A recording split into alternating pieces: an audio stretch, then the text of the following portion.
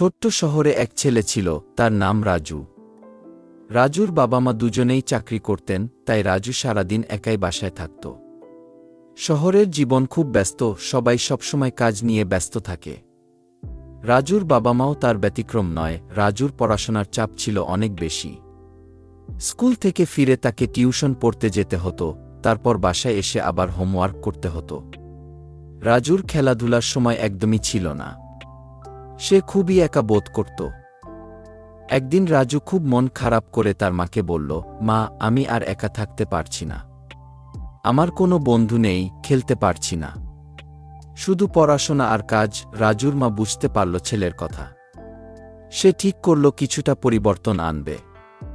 রাজুর মা বাবা তাদের কাজের সময় কিছুটা কমিয়ে দিলেন এবং রাজুর সঙ্গে বেশি সময় কাটাতে শুরু করলেন। তারা সাপ্তাহিক ছুটির দিনে রাজুকে নিয়ে পার্কে যেতেন, তাকে খেলার সুযোগ করে দিতেন।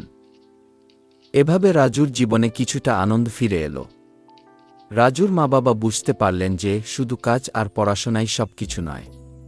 শিশুর মানসিক ও শারীরিক বিকাশের জন্য খেলাধুলা এবং পারিবারিক সময়ও খুবই গুরুত্বপূর্ণ। এই গল্প থেকে রাজু এবং তার বাবা মা শিখলেন যে শহরের জীবনের ব্যস্ততার মাঝেও সময় বের করে পরিবারের সঙ্গে সময় কাটানো এবং আনন্দ করা খুবই জরুরি।